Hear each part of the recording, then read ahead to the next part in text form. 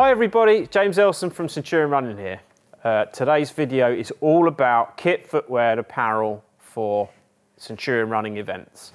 Now, mandatory kit lists are part of the sport. They have been for a long time. So the things we're going to focus on today are the mandatory kit lists for our events. Then we're going to look at the things that we really recommend you should carry. They're not on the mandatory kit list, but to be honest, you really should be carrying them. And if you're not, you really ought to think carefully, have I got a good reason for not having those things on me? They're really going to improve your enjoyment of the sport. And also the things that are kind of nice to haves on top. Now, the ultra running landscape's a broad one. We've got everything from 50k trail or 50k road even to the spine race or Tour de Géant or multi-day stage races. Yeah, it's a huge spectrum of different types of event. Underfoot conditions change, environments change, the weather in particular changes. So as we always say with these kit videos, it's not one size fits all. Absolutely everybody has their own unique set of conditions and parameters, things that work for them, things that don't. Faithful kit that's been going for 20 years and works brilliantly, and brand new stuff that's just come out off the shelf and has revolutionized their running. There's no right or wrong here. We're really here just to provide good, solid advice. And to that point, really the event part of what we do came first. 50k, 50 mile, 100 mile trail races, but also obviously things like the piece of string fun run, which no doubt we'll see again one day, the track 100 and many other things beside. The key for us really with our shop where I am today is ranging the most appropriate items, the best of the best from the key brands in the sport, and handpicking those things and bringing a selection to our runners and beyond that we can personally recommend a test to. These are the things we use ourselves here. My position at Centurion, I founded Centurion in 2010. Obviously, I myself have been a runner for the best part of 2 decades now and interested most specifically in the 50k, 50 mile, 100 mile trail races. So a lot of what you see today is born out of my experience as an athlete, but most importantly, it's also born out of our experience as organisers. And one thing with these kit lists is that a lot of people sort of question why something might be needed. So I'm going to explain the different parameters there and why you should think about carrying certain items or why you must carry certain items. But just remember that the weather can change during the event. Things can happen that are out of your control. And the kit lists aren't necessarily just there for you, they're also there for other competitors. Trail racing by its very nature means being out, self-sufficient between checkpoints. You need to think about keeping yourself safe, but you also need to think about the other competitors in the race. What happens if you come across somebody who's had an issue or an accident? You might be the first person on the scene. So there's a little bit of safety for others built into it as well. That's a really important part of trail racing. So I'm going to talk you through the mandatory kit, then the things that you might think about carrying in addition, and then the things that are nice to have on top. So looking at 50k trail events, the first thing I'm going to look at is the type of event that we organise. We've got a couple in our series at the moment, plan to add a couple more in the coming years. But there are also a lot of very similar events out there in the 50k sort of trail environment. For us, it's 100 Hills, which is new for 2023, takes place in the middle of March. So conditions could be very variable, as we know. The other one we hold is Wendover Woods Night 50k in July. Again, it's an overnight race, a kind of a unique set of conditions. July, weather tends to be a little more stable than March, though this is the UK, so we are just guessing. But I'm going to talk to you in the broader 50k trail sense too, in case you're running an event with another organiser. Now, again, just a caveat, the first thing you want to do when you're thinking about your kit is look at the likely conditions, but be adaptable nearer the time depending on how things are looking during race week. You need to be training in and using the kit that you will have on race day. And when I say that, I mean start out with your waist belt or your vest fully loaded with water or whatever energy drink you're using, your race nutrition on board, wear the clothes you plan on starting the race in, certainly for all your longer runs. As you get closer to race day, you want to be more specific, both in your training, but also in the kit you're using. Don't be that person that shows up on the start line, turns to me when they've got their fully loaded race vest on for the first time and says, oh my God, this is heavy. We get that a surprising number of times. The first thing I'm going to talk to you about is, from my perspective, what I would start the race in. Again, this is a very individual thing, but decent pair of trail shoes. For me at the moment, it's the La Sportiva Acacia 2, superb all-rounder, plenty of cushioning, good grip, super comfortable, breathable toe box, great all-rounder. The majority of our events are on what I'd call all-round trail, so hard packed, could be muddy if it's wet, but otherwise pretty hard packed, some pavement or tarmac mixed in. Where we are in the southeast, it's impossible just to get 50k on pure trails without any linking section. So you need a shoe that's going to perform in a wide variety of terrains and environments. So something like the Acacia, a good all-rounder, is something to look for. For me, it's a decent pair of shorts. This is La Sportiva Ultra Distance Short. Crucially, it's got a waistband that I can tuck things into. I'm going to come onto waistbands in a minute. But I could get a good bit of extra nutrition or a phone or something in the top of the band of those shorts.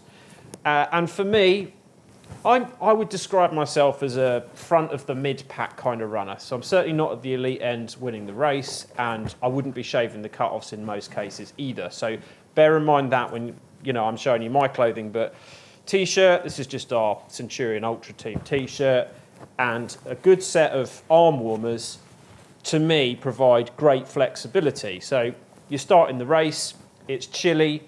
I might have my hat and my jacket on as well, but my arm warmers and my t-shirt give me basically a whole bottom layer, base layer covering, with the flexibility of removing the arm warmers so that I can regulate my temperature better. Decent pair of trail socks and shoes. Keep it simple. Now, if I'm running a 50k and I'm running hard and the weather's not too inclement, then that's probably enough for me for the whole race. But I know that I've got my mandatory kit, certainly my jacket, possibly hat and gloves, depending on the race that you're entered into.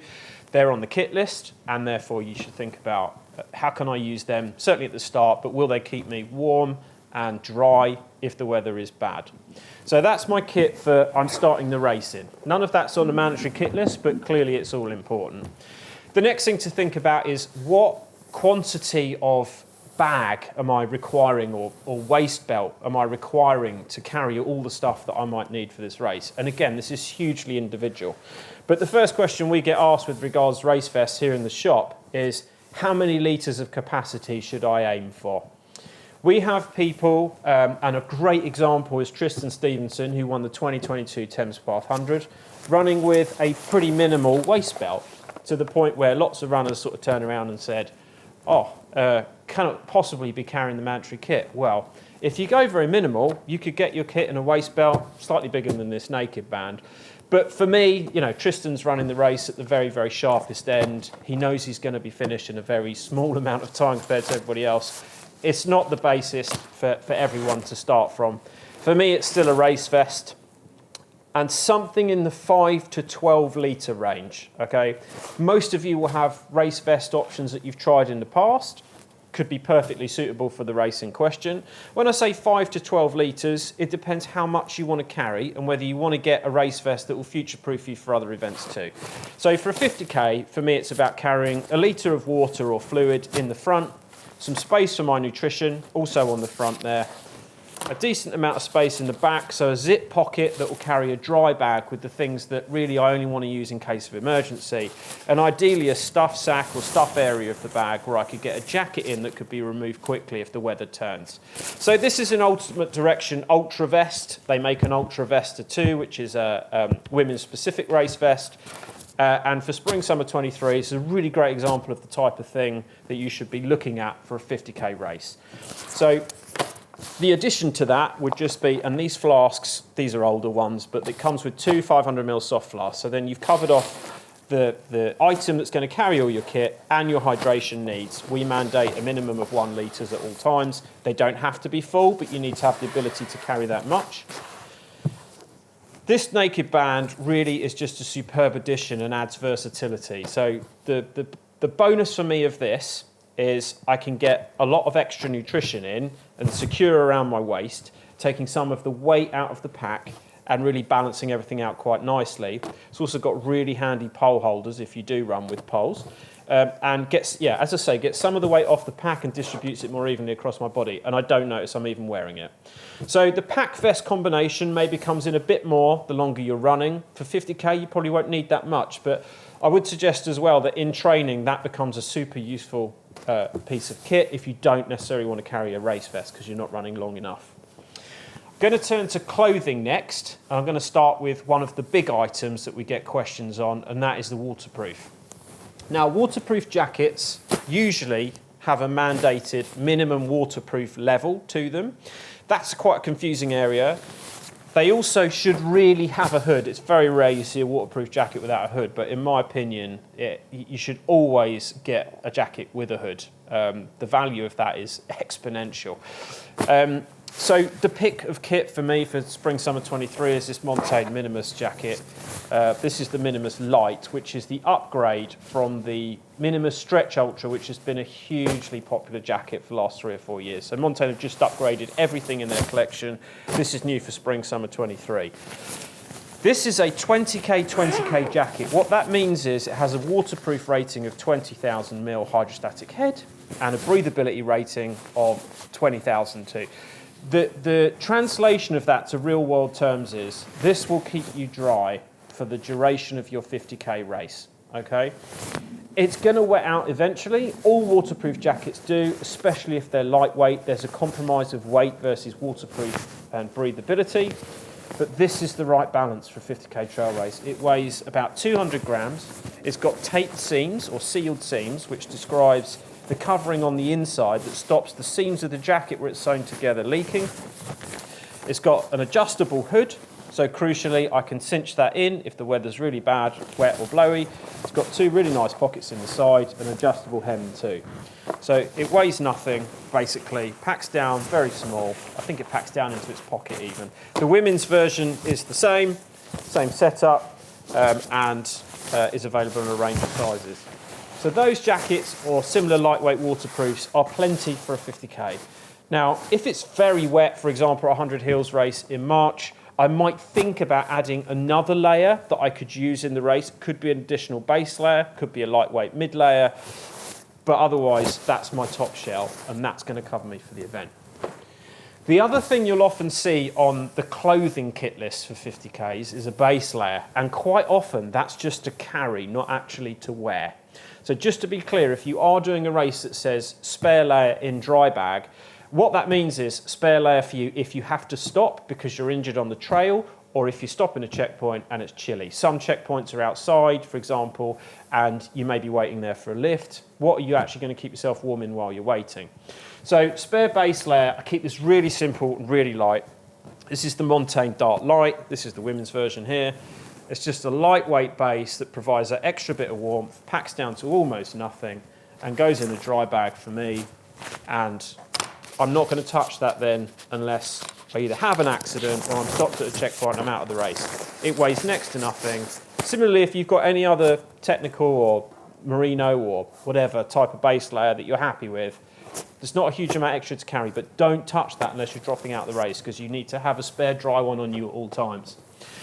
The other bits to carry, some of the winter 50Ks, particularly say 100 hills, spare hat and gloves. You might start the race in them, you might wear them throughout, that's fine, you don't then have to carry an additional spare. Gloves really ought to be pretty substantial, like a really lightweight glove that wets out very quickly, not great. These are the Sportiva Trail Glove, and they've got a really nice feature of a windproof mitt that goes over the fingers, so it keeps your hands really warm in all conditions. And for a hat, just keep it simple. You can get super lightweight beanies. This is a Montane one, weighs next to nothing. Buff will work. We will accept either, because obviously that can act as a head covering for you. Carrying a couple of buffs is always a good idea. They always come in handy. Now, I've got one other item of clothing here that I'd strongly urge you to consider getting hold of, which basically is nothing to do with mandatory kit, but to me is a nice to have, and that is a good windproof. Windproofs are neglected, I think, in the running world. They are, I mean, this one here is a La Sportiva Blizzard, and they make the equivalent women's is called a Breezer. These weigh 100 grams, but crucially will keep you much, much warmer if it's just windy and not wet than any waterproof jacket because of the insulating nature of the material.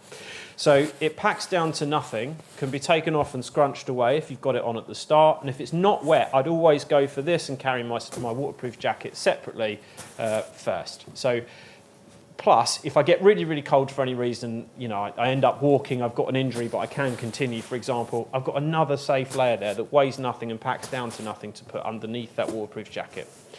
That covers on the clothing side of things. Now, I'll come next to navigation. Not all 50k trail races are marked. In fact, it's become more of a norm recently, but 10, 15 years ago, almost none of the races in the UK were marked. Our events are always marked. So that means you should be able to navigate the course without even referencing your watch, for example. You'll find pink arrows and pink ribbons at every junction, or what we call confidence tape after every junction, so you know where you're going. If you travel a few hundred meters without seeing some signage that we've put out, you should be thinking about backtracking or just double checking you're en route. Nevertheless, these routes travel through countryside which are exposed to dog walkers, other local users, kids on bikes who are having a good time. Just remember that markings can be removed. However much we top them up, they can be removed. So have a backup. Make sure that if all else goes to pot and there's no marking out there, how are you going to stay on course? A decent GPS watch, that, you know, these are ubiquitously available now, and you can get them at really quite reasonable prices considering where they were 10 years ago. With a GPX uploaded from our website will be spot on and basically get out of jail free card. So consider getting yourself a decent GPX. This is a Coros Vertix. It's way too much watch probably for a 50k, but they do an Apex Pro and an Apex and a Pace 2, all of which we stock. The Pace 2 is well under £200 and will cover the duration of the race for you.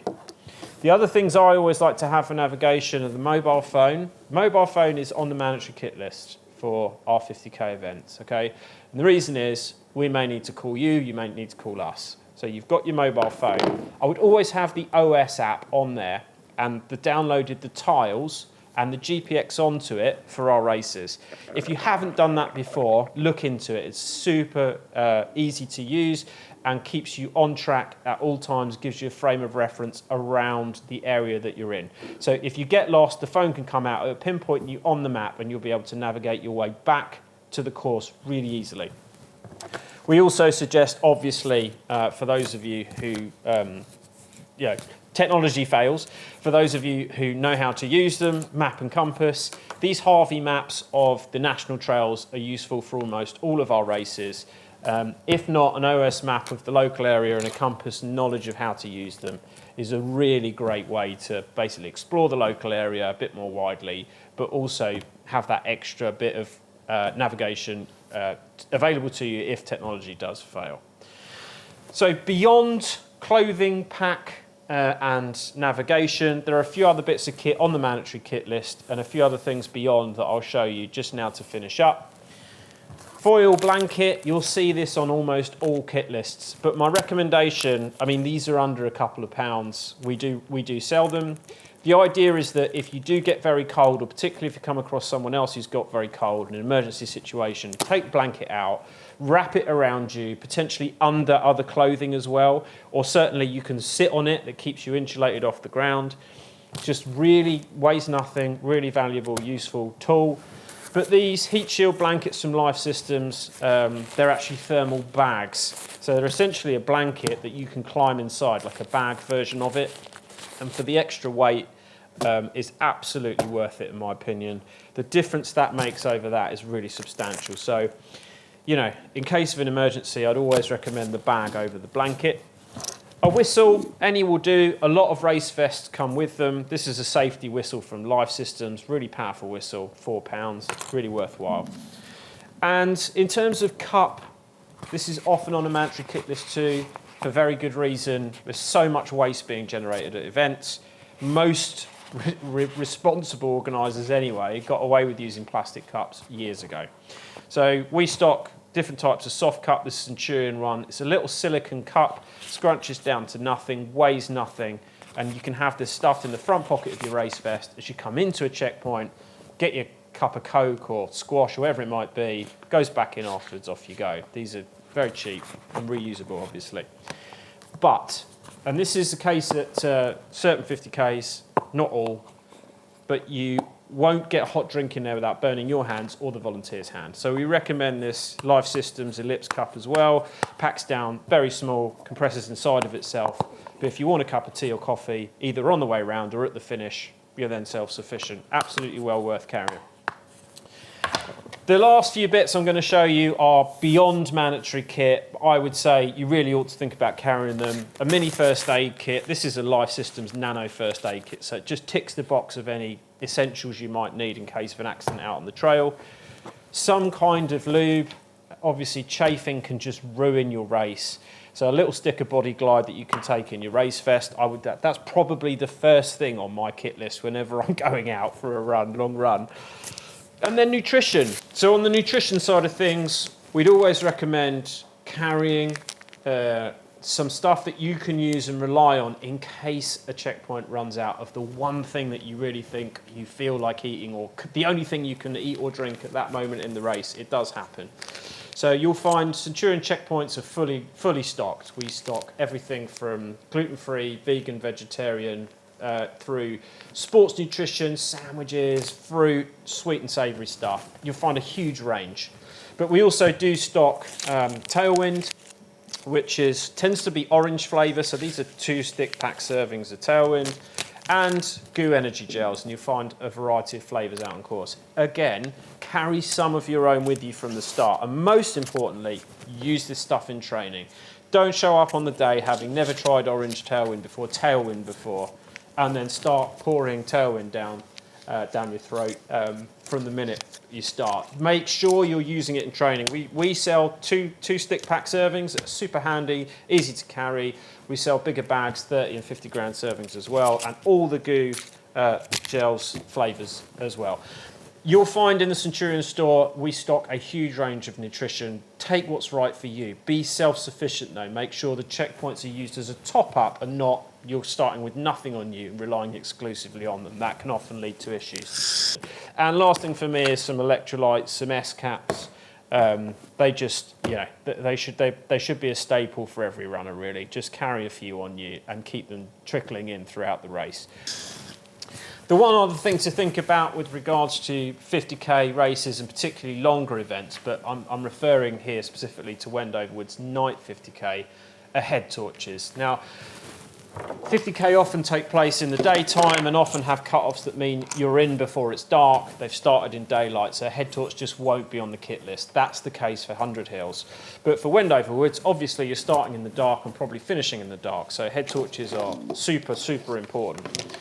Now, in terms of the Petzl range, which we recommend in stock, and to be honest, are the absolute pinnacle of the headlamp range out in the market and always have been, there are 3 lamps to consider. There's the top of the range, super bright, very powerful, hugely long battery life, Petzl Now RL. This is a reactive lighting lamp that came out just at the start of 2023. Has a rear red flashing LED on the battery unit. Weighs next to nothing, less than 200 grams now, is very, very packable, and is the top of the line lamp. Reactive lighting, has constant too.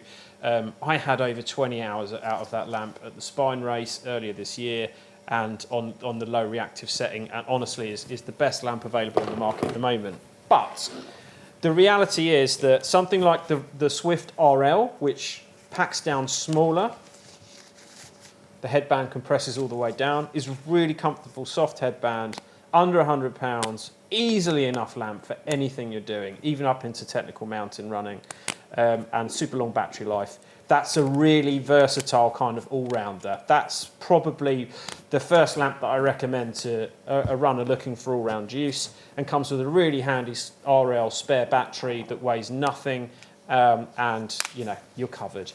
As a backup lamp, and you'll see with us and particularly other organisers as well, you need to carry a second lamp. The reason is if something happens to that primary lamp, you fall and break it, or something goes wrong with it, malfunctions, you've then got a whole second unit to rely on. This is a Petzl Takina. It has 3 lighting settings. It's very simple to use, click on, click off.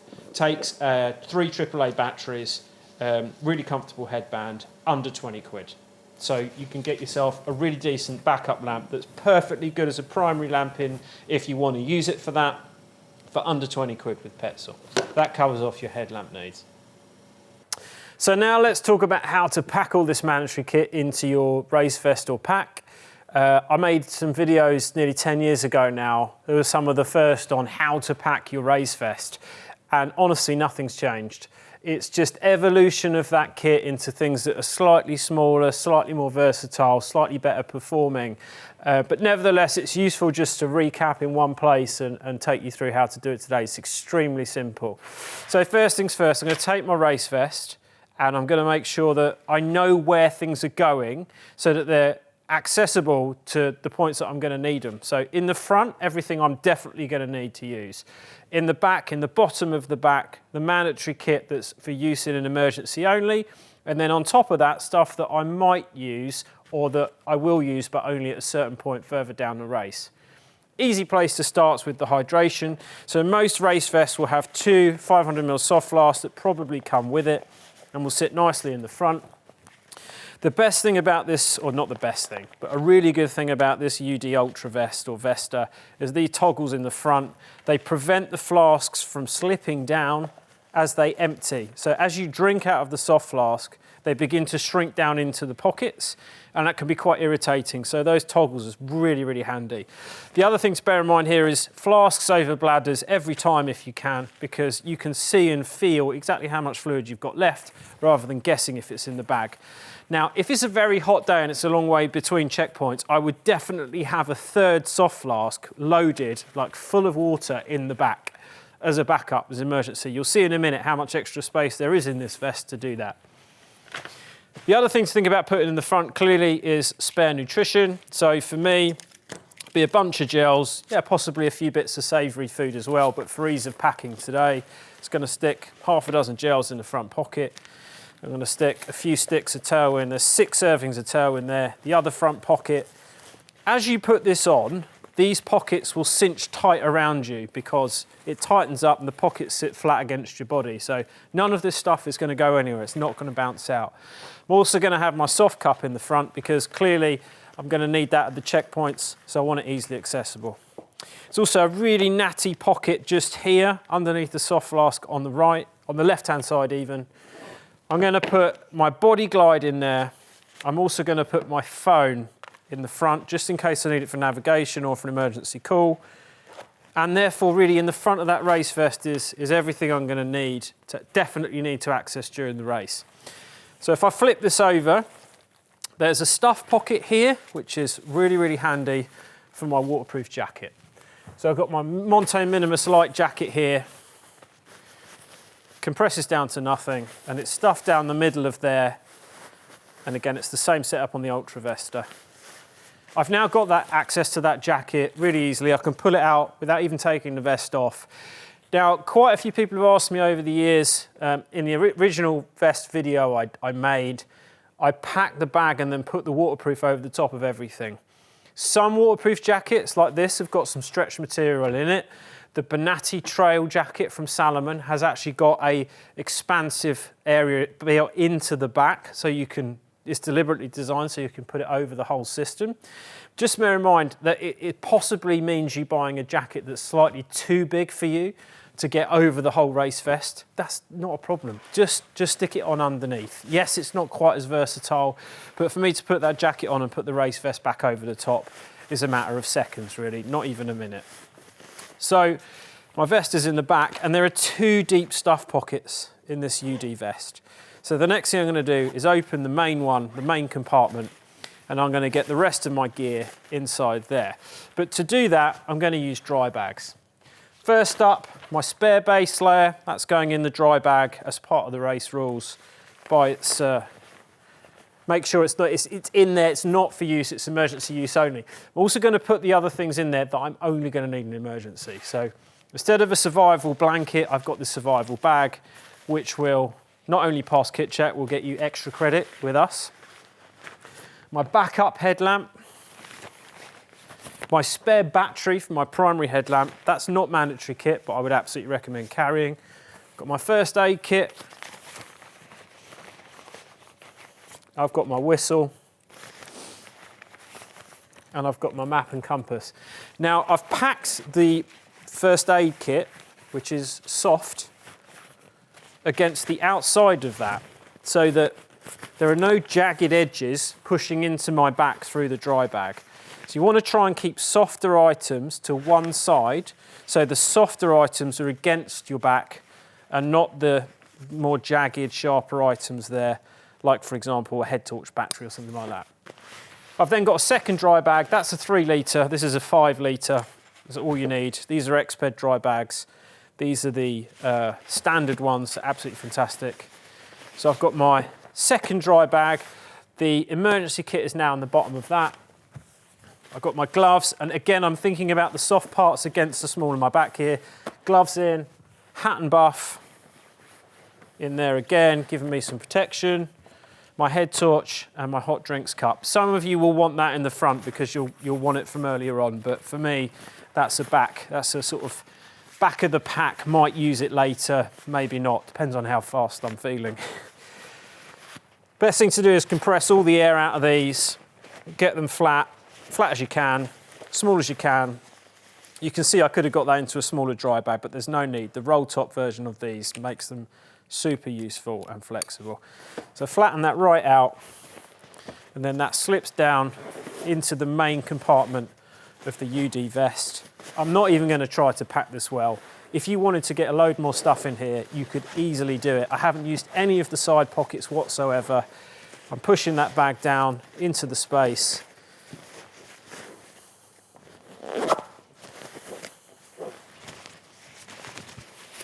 There'd be plenty of room in there for a soft flask. In addition, as I said, with another ½ litre of fluid on it. Okay, fixed in the back. I've got a soft portion against my spine.